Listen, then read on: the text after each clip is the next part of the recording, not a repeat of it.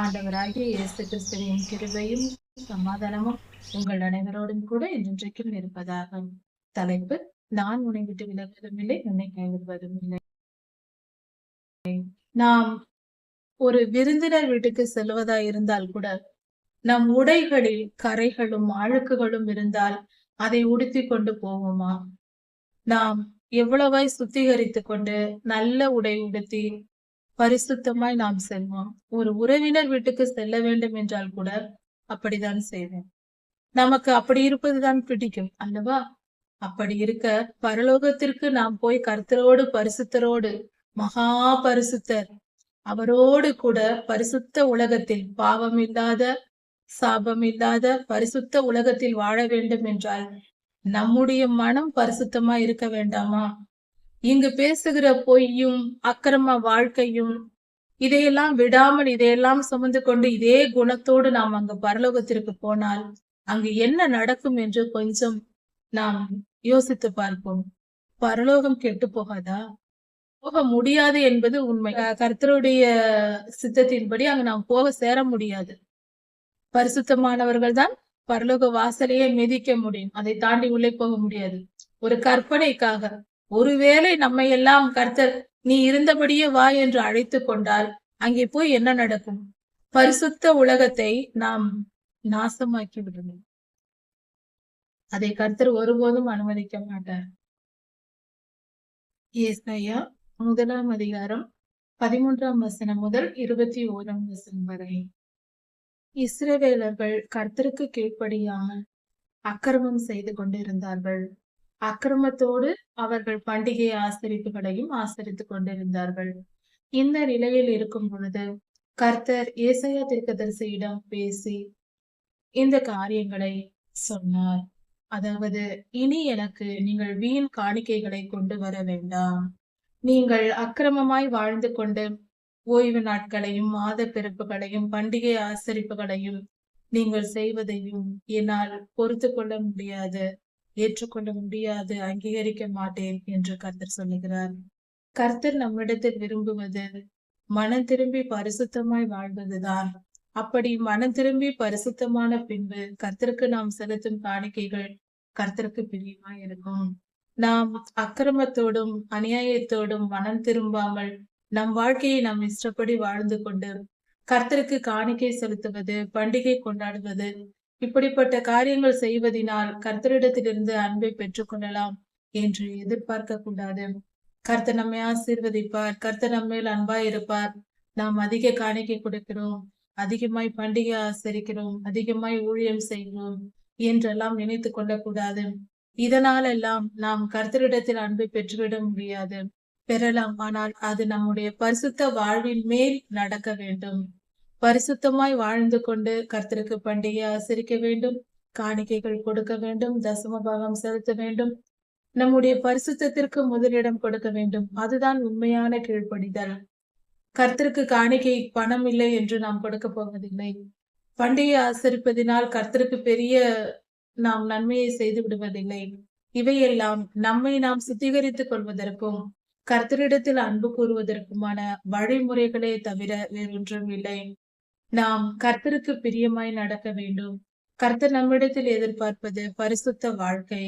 அந்த பரிசுத்த வாழ்க்கை வாழும் பொழுது நாம் செலுத்தும் காணிக்கைகள், தசம பாகங்கள் ஏற்றுக்கொள்ளப்படும், பண்டிகை ஆசரிப்புகள் ஏற்றுக்கொள்ளப்படும். இதன் பொருள் இதுதான். இந்த வேத பகுதியானது ஏசாயா தீர்க்க தரிசன புஸ்தகத்தில் இந்த வேத பகுதியானது சுமார் கிமு 500 வருடங்களுக்கு முன்பாக எழுதப்பட்டது. உங்கள் பண்டிகைகளையும் மாத பிறப்புகளையும் என் ஆத்துமா வெறுக்கிறது என்று கர்த்தர் சொல்லுகிறார். கர்த்தரே சொல்லுகிறார். அவர் திருவாய் மொழிந்து சொல்லுகிற வார்த்தை ஏசாயா தீர்க்கதரிசியின் இடத்தில் சொல்லி வார்த்தையின் மூலம் நமக்கு வருகிறது. இது எப்படிப்பட்டதா இருக்கிறது? கர்த்தரை வேதனைப்படுத்தக்கூடிய காரியமாய் நாம் செய்து கொண்டிருக்கிறோம். அந்த காலத்தில் நடந்த அதே நிகழ்வு இன்றும் நடந்து கொண்டிருக்கிறது. கர்த்தருக்காக நாம் எத்தனை பண்டிகைகளை கொண்டாடுகிறோம்? எதிலாவது உண்மை இருக்கிறதா? கிறிஸ்துமஸ் கொண்டாடுகிறோம், அதில் உண்மை இருக்கிறதா? கர்த்தர் என்று பிறந்தார் என்று யாருக்கும் தெரியாது. அப்படி இருக்க ஒரு தேதியை நாமே நியமித்துக் கொள்கிறோம். அந்த தேதி எப்படிப்பட்ட தேதி? ஒரு தேசத்தில் சாத்தான் வழிபாடு செய்கிற ஒரு நாள் அது. டிசம்பர் 25. அந்த நாள் சாத்தானுக்கு அவர்கள் கொண்டாடினார்கள். அதையே கிறிஸ்துமஸ் ஆக்கினார்கள்.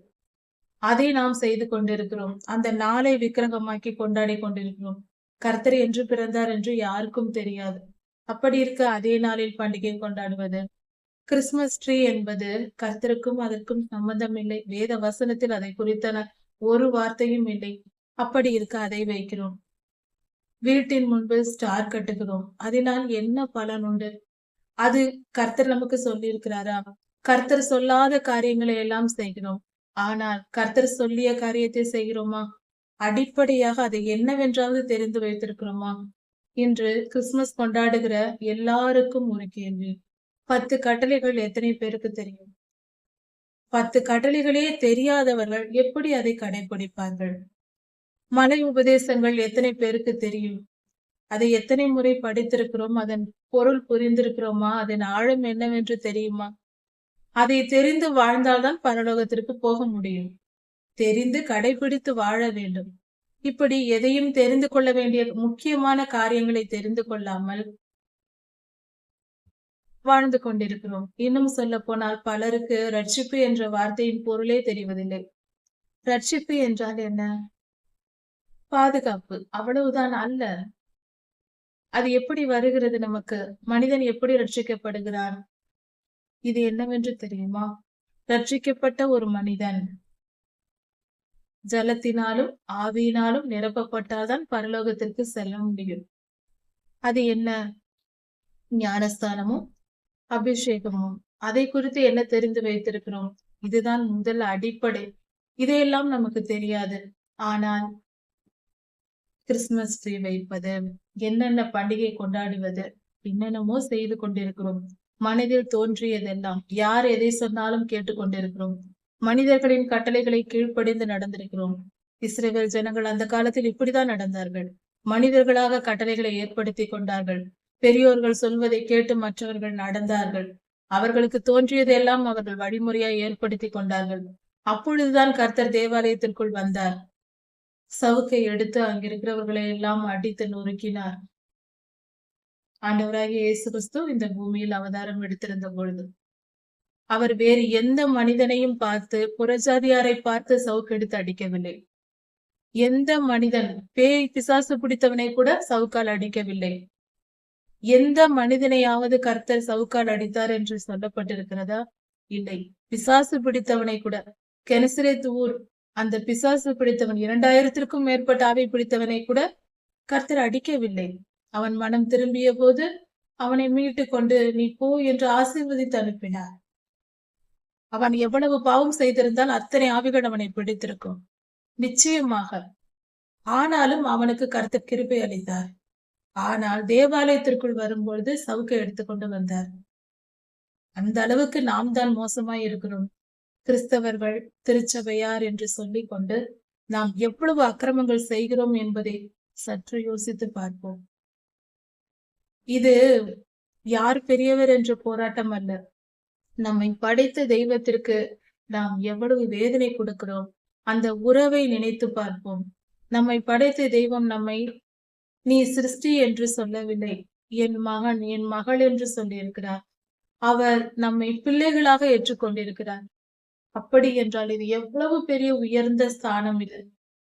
அப்படிப்பட்ட ஸ்தானத்தை கர்த்தர் நமக்கு கொடுத்திருக்கும் பொழுது தம் அன்பை நாம் புரிந்து கொள்ள வேண்டும் என்பதற்காக சிலுவையில் தம்மை தாமே ஒப்பு கொடுத்து, அது சாதாரண விஷயம் அல்ல. அதை நினைத்து பார்க்கும் போது, சிலுவை பாடுகளை நினைக்கும் போதுதான் உண்மை புரியும். அவ்வளவு பெரிய காரியத்தை அவர் செய்திருக்கிறார். அவர் மூலமாய் நாம் ரட்சிக்கப்படுகிறோம். நம்மை மீட்டு கொள்ள நம்மை நினைத்துதான் அந்த அத்தனை பாடுகளையும் அவர் சுமந்தார்.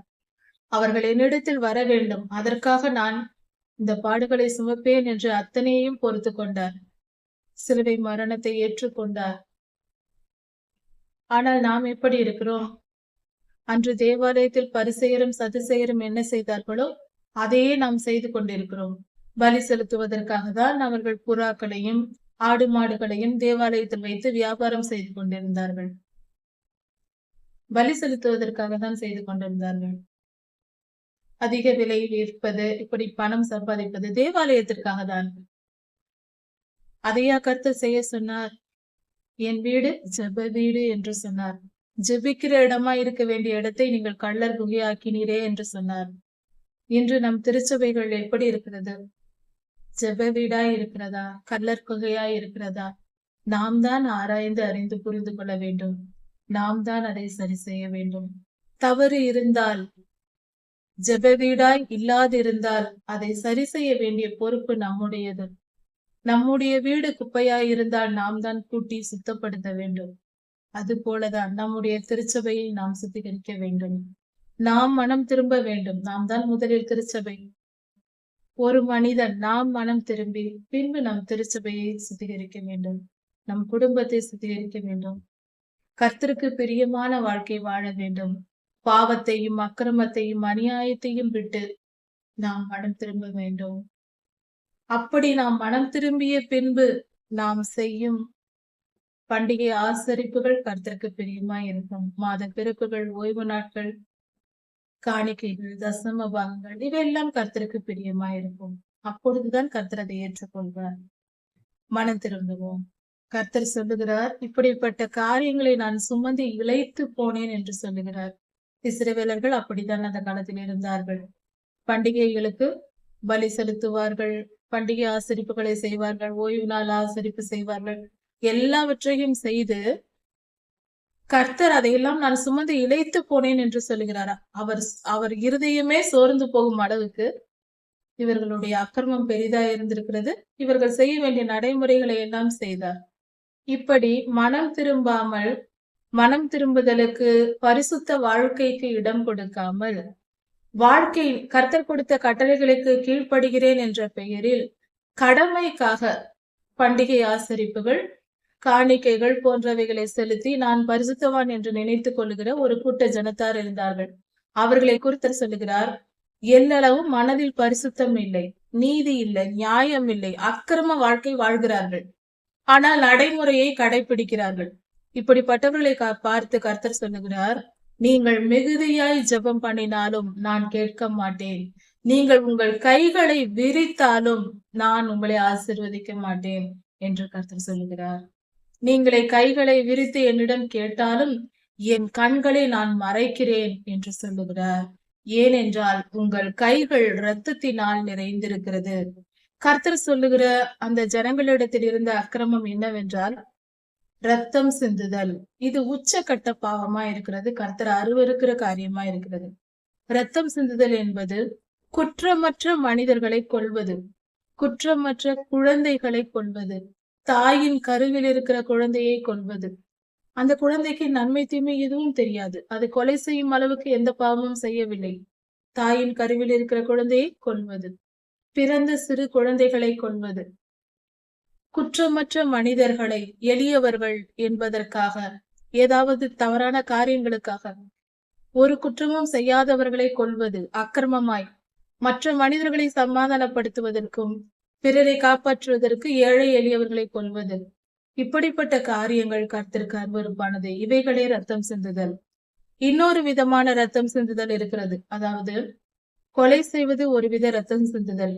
இன்னொரு விதம் ஏழை எளியவர்களாய் இருக்கிறார்கள் என்பதற்காக, கேட்பதற்கு அவர்களுக்கு ஆள் இல்லை, அனாதைகள், விதவைகள், ஏழைகள், எளியவர்கள், இப்படிப்பட்டவர்களை வீண் பழி சுமத்தி அவர்களை அடிப்பது, சித்திரவதை செய்வது, கொடுமைப்படுத்துவது, அவர்கள் கண்களில் கண்ணீர் வரும்படி அவர்களை துன்பப்படுத்துவது, இப்படிப்பட்ட காரியங்களும் இரத்த சிந்துதலுக்கு சமமா இருக்கிறது. அவர்கள் இருதயத்தில் காயத்தை ஏற்படுத்துகிறார்கள். அதுவும் ரத்தம் சிந்துதல் தான்.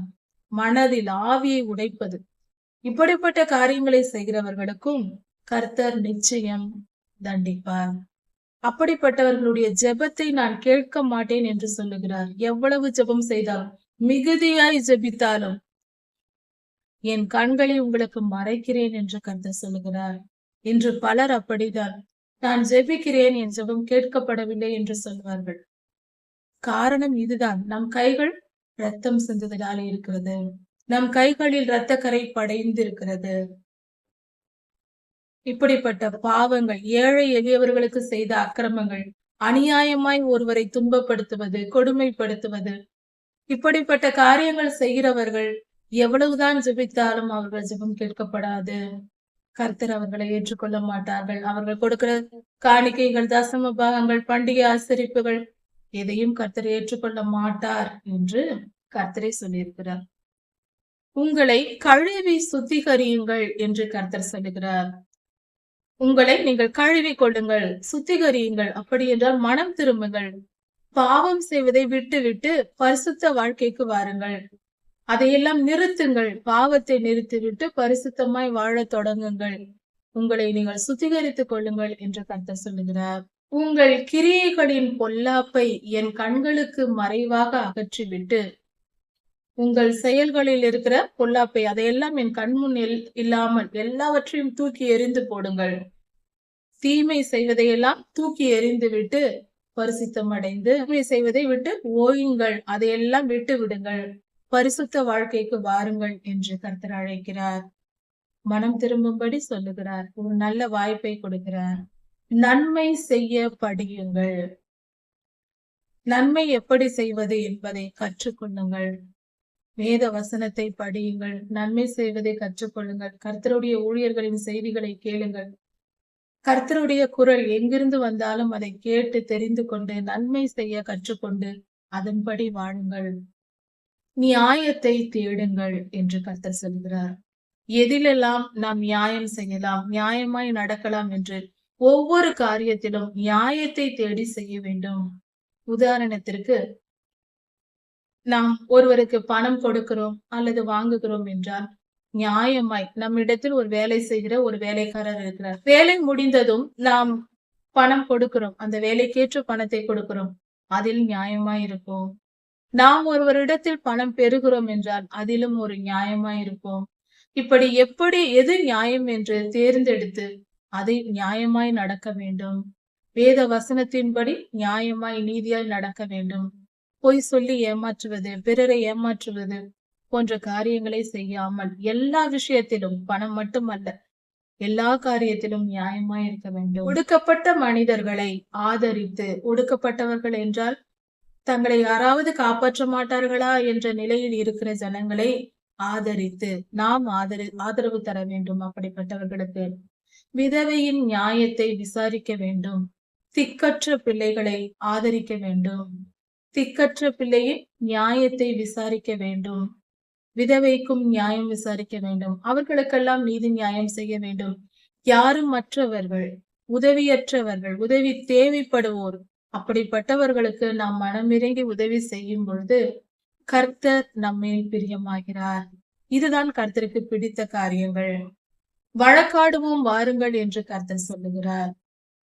உங்கள் பாவம் சிவப்பாய் இருந்தாலும், இரத்தாம்பர நிறமாய், வயலட் நிறமாய் இருந்தாலும் உறைந்த மழையை போல வெண்மையாகும். கர்த்தர் சொல்லுகிறார், உங்கள் பாவங்களை எல்லாம் மன்னித்து நான் உங்களை சுத்திகரிக்கிறேன். என்னிடமாய் வாருங்கள், மனம் திரும்பி வாருங்கள். உங்கள் பாவத்தை எல்லாம் விட்டுவிட்டு என்னிடத்தில் வந்தால், என்னை விசுவாசித்து என்னை ஏற்றுக்கொண்டால், உங்கள் பாவங்களை எல்லாம் நான் மன்னித்து, உங்கள் பாவங்கள் சிவப்பான இரத்தம் போல் இருந்தாலும், இரத்தாம்பர நிறம், அதாவது வயலட் நிறத்தில் இருந்தாலும், அதையெல்லாம் வெண் பஞ்சை போல நான் சுத்திகரித்து உங்களுக்கு தருகிறேன். உங்களை பரிசுத்தவான்களாய் நான் மாற்றுகிறேன். மனம் திரும்பி வாருங்கள் என்று அழைக்கிறார். கர்த்தரின் வார்த்தையை கேட்டு நாம் கர்த்தரிடத்தில் வந்தால் நாம் பாவங்கள் மன்னிக்கப்பட்டு பரிசுத்தம் அடைவோம். அப்படி நீங்கள் இதை ஏற்றுக்கொண்டு மனம் பொருந்தி கர்த்தருடைய வார்த்தைக்கு செவி கொடுத்தால், கர்த்தர் என்ன சொல்லுகிறார்? நாம் கர்த்தருக்கு செவி கொடுத்தால், மனம் திரும்பினால் தேசத்தின் நன்மையை புசிப்பீர்கள்.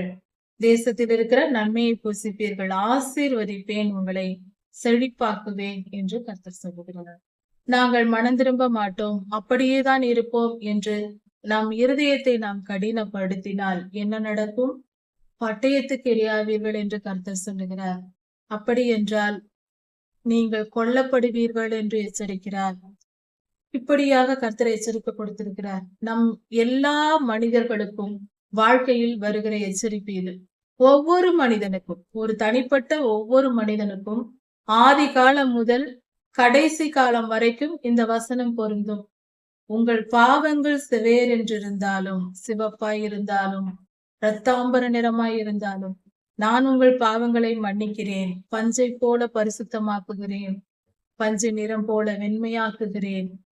நீங்கள் மனம் திரும்பி என்னிடத்தில் வந்தால் நான் உங்கள் பாவங்களை மன்னித்து உங்களுக்கு விடுதலையை தந்து பரிசுத்தமாக்குகிறேன் என்று கர்த்தர் அழைக்கிறார். இது மனிதனாய் பிறக்கிற ஒவ்வொருவருக்கும், இந்த உலகத்தில் பிறக்கிற ஒவ்வொரு மனிதனுக்கும் கொடுக்கிற அழைப்பாய் இருக்கிறது இந்த தீர்க்க தரிசன வார்த்தை. அந்த காலத்தில் சொல்லப்பட்ட இஸ்ரவேலருக்கு சொல்லப்பட்ட வார்த்தை மட்டும் அல்ல, இது என்றென்றும் பொருந்தக்கூடிய காரியம். நம் எல்லோருக்கும் கர்த்தர் என்று அழைக்கிறார். நாம் நம்முடைய பாவங்களை விட்டு மனம் திரும்பினால் நிச்சயம் பாதுகாக்கப்படுவோம், கர்த்தருடைய ராஜ்யத்திற்குள் பிரவேசிப்போம். ரட்சிப்பு என்றால் இதுதான். நாம் மனம் திரும்புவது, கர்த்தர் நம் பாவங்களை மன்னிப்பது, நாம் பரிசுத்தம் அடைவது, பரலோகம் சேர்வது. இதன் பெயர்தான் ரட்சிப்பு. இதை சொல்வது மனிதர் அல்ல, கர்த்தரின் வாய் இதை சொல்லிற்று என்று வேதம் சொல்லுகிறது. கர்த்தரே அவருடைய திருவாய் மலர்ந்து சொன்ன வார்த்தைகள் இவை. மனம் திரும்பினால் நமக்கு ரட்சிப்பு உண்டு, பரலோக வாழ்க்கை உண்டு. மனம் திரும்பாவிட்டால் பட்டயத்திற்கு இரையாவீர்கள், இவ்வுலக வாழ்க்கையிலும் கொல்லப்படுவீர்கள் என்று பொருள், அக்னி கடலிலும் போய் சேருவோம் என்பது பொருள். மனம் திரும்புவோம், பாவங்களை விட்டு ஒழிப்போம். பாவத்தோடு வாழ்ந்து கொண்டிருக்க வேண்டாம். அது நம்மேல் படிந்த கரை போல, கரையோடு பரலோகம் செல்ல முடியாது. அதை நாம் சுத்திகரித்துக் கொள்ள வேண்டும். அப்பொழுதே கர்த்தருடைய ராஜ்யத்திற்குள் சேர முடியும். உதாரணத்திற்கு, நாம் ஒரு விருந்தினர் வீட்டுக்கு செல்வதா இருந்தால் கூட நம் உடைகளில் கரைகளும் அழுக்குகளும் இருந்தால் அதை உடுத்தி கொண்டு போவோமா? நாம் எவ்வளவாய் சுத்திகரித்து கொண்டு நல்ல உடை உடுத்தி பரிசுத்தமாய் நாம் செல்வோம். ஒரு உறவினர் வீட்டுக்கு செல்ல வேண்டும் என்றால் கூட அப்படித்தான் செய்வோம். நமக்கு அப்படி இருப்பதுதான் பிடிக்கும் அல்லவா? அப்படி இருக்க பரலோகத்திற்கு நாம் போய் கர்த்தரோடு பரிசுத்தரோடு, மகா பரிசுத்தர் அவரோடு கூட பரிசுத்த உலகத்தில், பாவம் இல்லாத சாபம் இல்லாத பரிசுத்த உலகத்தில் வாழ வேண்டும் என்றால் நம்முடைய மனம் பரிசுத்தமா இருக்க வேண்டாமா? இங்கு பேசுகிற பொய்யும் அக்கிரம வாழ்க்கையும் இதையெல்லாம் விடாமல், இதையெல்லாம் சுமந்து கொண்டு இதே குணத்தோடு நாம் அங்கு பரலோகத்திற்கு போனால் அங்கு என்ன நடக்கும் என்று கொஞ்சம் நாம் யோசித்து பார்ப்போம். பரலோகம் கெட்டு போகாதா? கர்த்தருடைய சித்தத்தின்படி அங்கு நாம் போக சேர முடியாது. பரிசுத்தமானவர்கள் தான் பரலோக வாசலையே மிதிக்க முடியும், அதை தாண்டி உள்ளே போக முடியாது. ஒரு கற்பனைக்காக, ஒருவேளை நம்மை எல்லாம் கர்த்தர் நீ இருந்தபடியே வா என்று அழைத்து கொண்டால் அங்கே போய் என்ன நடக்கும்? பரிசுத்த உலகத்தை நாம் நாசமாக்கி விடுவோம். அதை கர்த்தர் ஒருபோதும் அனுமதிக்க மாட்டார். அழுக்கான உடைகளை உடுத்தி கொண்டு சுத்தம் இல்லாமல் ஒருவர் நம் வாசற்படி வந்து நின்றால் உள்ளே வா என்று நாமே கூப்பிட மாட்டோம். அங்கேயே என்ன வேண்டும் என்று கேட்போம். நாமே அப்படி நினைத்தால் கர்த்தரை எப்படி நினைப்பார்? யோசித்து பார்ப்போம். கொஞ்சமாவது நம்முடைய கற்பனைகள் பொருத்தமா இருக்கிறதா என்று. நான் எப்படி இருந்தாலும் கர்த்தர் என்னை ஏற்றுக்கொள்வார், பரலோகம் சேர்த்து கொள்வார் என்று கற்பனை உலகத்தில் பலர் வாழ்ந்து கொண்டிருக்கிறார்கள். அப்படிப்பட்டவர்கள் இருந்தால் இதை யோசித்து பார்த்தால் நலமாயிரும். நம் வீட்டிற்குள்ளேயே, இந்த மண்ணால் கட்டப்பட்ட வீட்டிற்குள்ளேயே ஒரு அழுக்கான உடை உடுத்தி இருக்கிற ஒருத்தரை நாம் உள்ளே சேர்க்க மாட்டோம். அப்படி இருக்க பரிசுத்த லோகத்தில் போய் வாழ்வதற்கு, பரலோகத்தில் வாழ்வதற்கு நாம் எல்லா துர்க்குணங்களோடும் போய் வாழ முடியும் என்று நம்புவது எப்படிப்பட்ட ஒரு புத்தியுள்ள செயலா இருக்குமா? எருசலேம் நகரத்தை குறித்து கர்த்தர் சொல்லுகிறார். இது எருசலேம் நகரம் என்றால் ஒரு நகரத்தை மட்டும் குறிப்பதல்ல, கிறிஸ்தவர்கள் எல்லோரையும் குறிக்கக்கூடிய ஒரு காரியம். கர்த்தருடைய ஜனம் என்று நாம் சொல்லிக் கொண்டால் நாம் எருசலேம் தான். நம்மை குறித்து கர்த்தர் சொல்லுகிற ஒரு வார்த்தை. உண்மையுள்ள நகரம் எப்படி வேசியாய் போயிற்று என்று சொல்லுகிறார். இதன் பொருள் என்னவென்றால், கர்த்தருடைய பிள்ளைகள், இஸ்ரவேலர்கள் மற்றும் கிறிஸ்தவர்கள், இவர்கள் விக்கிரக ஆராதனை செய்வதை குறித்து சொல்லப்பட்டிருக்கிறது. அதாவது, ஒரு பெண் ஒழுக்கம் இல்லாத வாழ்க்கை வாழ்ந்தால் அவள் தவறான பெண், அது பாவம் என்று நமக்கு தெரியும். அதே போல கர்த்தருடைய ஜனங்கள் கர்த்தரை விட்டு மற்ற விஷயங்களை வாழ்க்கையில் முன்னிறுத்தினால் அதுவும் இதற்கு சமமாக சொல்லப்படுகிறது. இந்த பாவத்திற்கு, வேசித்தன பாவத்திற்கு சமமாக சொல்லப்படுகிறது. அதாவது, கர்த்தரை தெய்வமாய் கொண்டு வாழ்கிற கர்த்தருடைய ஜனங்கள் வாழ்க்கையில் கர்த்தருக்கு முதலிடம் கொடுக்காமல் பணத்திற்கும் உலக இச்சைகளுக்கும் மற்ற காரியங்களுக்கும் நாம் முக்கியத்துவம் கொடுத்து வாழ்ந்தால், ஏதோ ஆலயத்திற்கு சென்றோம் வந்தோம் போனோம் என்று இருந்து கொண்டு உலக வாழ்க்கை வாழ்ந்து கொண்டிருப்பவர்கள் வேசித்தன பாவம் செய்கிறவர்கள் என்று வேதம் சொல்லுகிறது. இதன் பொருள் அதுதான். வெளிப்படையாய் சொல்லப்பட்டிருக்கிறது. எருசலேம் ஏன் எப்படி இப்படி ஆயிற்று? கர்த்தரை அறிந்து கொண்டு அவருக்கு கீழ்ப்படிந்து வாழ்க்கையில் அவருக்கு முக்கியத்துவம் கொடுத்து, அப்படி என்றால் என்ன என்றால், உதாரணத்திற்கு நமக்கு ஒரு குறிப்பிட்ட மாத சம்பளம் வருகிறது. அந்த பணம் முழுவதும் நம்முடைய செலவுக்கு போதுமானதா இருக்கிறது, சரியாக இருக்கிறது என்று வைத்துக் கொள்வோம். கர்த்தர் நமக்கு என்ன கட்டளை கொடுத்திருக்கிறார்? முதற் பலன் காணிக்கை செலுத்த வேண்டும், தசம பாகம் செலுத்த வேண்டும் என்று சொல்லியிருக்கிறார்.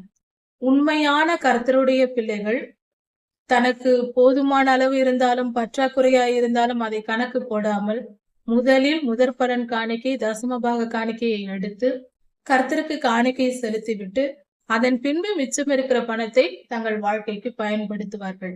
இது கர்த்தரை கனப்படுத்துகிற செயல். இதுதான் பரிசுத்த வாழ்க்கை பண விஷயத்தில். அப்படி இல்லாமல் காணிக்கை கொடுக்காமல் தசமபாகம் செலுத்தாமல் நமக்கு எவ்வளவு பணம் வந்தாலும் நாம் நம்முடைய உலக வாழ்க்கைக்கு பயன்படுத்தி கொண்டு எப்பொழுதாவது ஏதாவது காணிக்கை கொடுப்பது என்று இருப்பவர்கள் பரிசுத்த வாழ்க்கை வாழாதவர்கள் என்று பொருள். இது காணிக்கையை பொறுத்த மட்டும். அது மட்டும் முக்கியமானதல்ல. அதைவிட முக்கியமான காரியம் மனம். நமக்கு காலையில் எழுந்தவுடன் கர்த்தரை தொழுது கொள்ள வேண்டிய கடமை இருக்கிறது. முதலில் நாம் கர்த்தருக்கு நம் நேரத்தை ஒதுக்க வேண்டும். காலையில் எழுந்து முதலில் ஜெபித்து வேதம் வாசித்து அதன் பின்பு மற்ற காரியங்களை செய்ய வேண்டும். உதாரணத்திற்கு, நாம் வேதம் வாசிப்பதே கிடையாது, ஜெபிப்பதே கிடையாது, வாரத்தில் ஒரு முறை தேவாலயத்துக்கு செல்வதோடு சரி, அதுவும் இல்லை என்றால் எப்பொழுதாவது போவது, இப்படி வைத்துக்கொண்டு உலக வாழ்க்கையே வாழ்ந்து கொண்டிருப்பவர்கள் கர்த்தரை தெய்வமாய் கொண்டு அல்ல, உலகத்தின் வாழ்க்கையை, வசதி வாழ்க்கையை தெய்வமாய் வைத்திருக்கிறார்கள். இவர்களும் பரிசுத்த வாழ்க்கை கிறிஸ்தவர்கள் அல்ல என்றே சொல்லலாம். வேதத்தின்படி கர்த்தரை தெய்வமாய் கொண்டவர்களே கர்த்தருடைய ஜனங்கள். அப்படி என்றால் கர்த்தர் நம் வாழ்க்கையில் ஆளுகை செய்ய வேண்டும். அவர்தான் முதலிடமாய் இருக்க வேண்டும். காலையில் எழுந்தால் முதலில் கர்த்தருக்கு நம்முடைய நேரத்தை கொடுக்க வேண்டும். சம்பளம் வந்தால் அதில் முதல் காணிக்கையை கர்த்தருக்கு கொடுக்க வேண்டும். நம்முடைய செயல்கள் எல்லாவற்றிலும் முதலிடம் கர்த்தருக்காய் இருக்க வேண்டும். நாம் ஒரு செயல், எந்த செயலை செய்தாலும் அதை முதலில் ஜெபித்து ஆரம்பிக்க வேண்டும். வெளியில் செல்கிறோம் என்றால் ஜெபித்து விட்டு வெளியே போக வேண்டும். எந்த காரியம் செய்தாலும் அதில் முதலிடத்தை கர்த்தருக்கென்று கொடுக்க வேண்டும். சாப்பிட உட்காருகிறோம் என்றால் கர்த்தருக்கு நன்றி செலுத்தி ஜெபித்து சாப்பிட வேண்டும். இப்படி நாம் செய்யும் பொழுது கர்த்தருக்கு நம் வாழ்க்கையில் முதலிடம் கொடுக்கணும். அது பரிசுத்த மனவாட்டியின் அழகு, கிறிஸ்தவ வாழ்க்கையின் அழகு. இது இப்படிப்பட்டவர்களை கர்த்தர் நேசிக்கிறார். இப்படி செய்கிறவர்கள் கர்த்தருக்கு பிரியமானவர்கள்.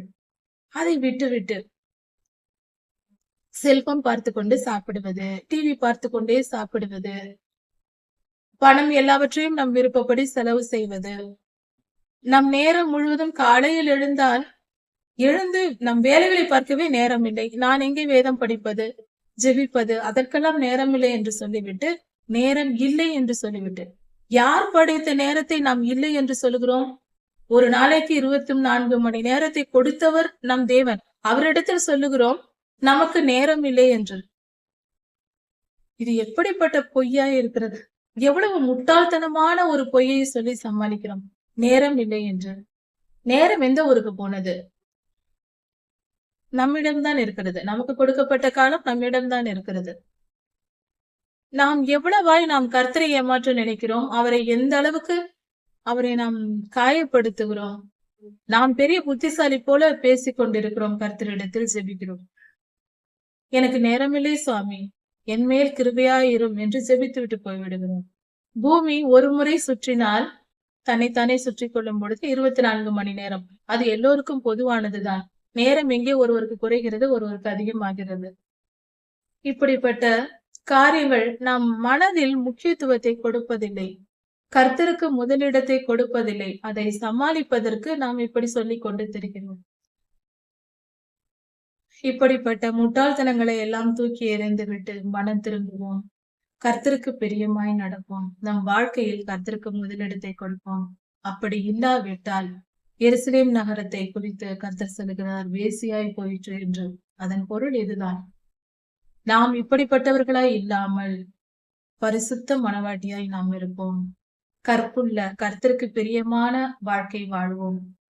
கற்புள்ள வாழ்க்கை என்பது சரீர பிரகாரமாக மட்டுமல்ல, கர்த்தருக்கேற்ற, கர்த்தர் நம்மை ஆளுகை செய்கிற, கர்த்தருக்கு நம் வாழ்க்கையில் முதலிடம் கொடுத்து வாழ்கிற வாழ்க்கை தான் பரிசுத்த வாழ்க்கை. அப்படிப்பட்ட வாழ்க்கை வாழ்வோம். கர்த்தருக்கு பிரியமாய் இருப்போம். கர்த்தருடைய ராஜ்யத்தை சுதந்திரித்துக் கொள்வோம். கர்த்தர் உங்களை ஆசீர்வதிப்பாராக. இதன் தொடர்ச்சியை அடுத்த செய்தியில் பார்க்கலாம். மாரநாதா.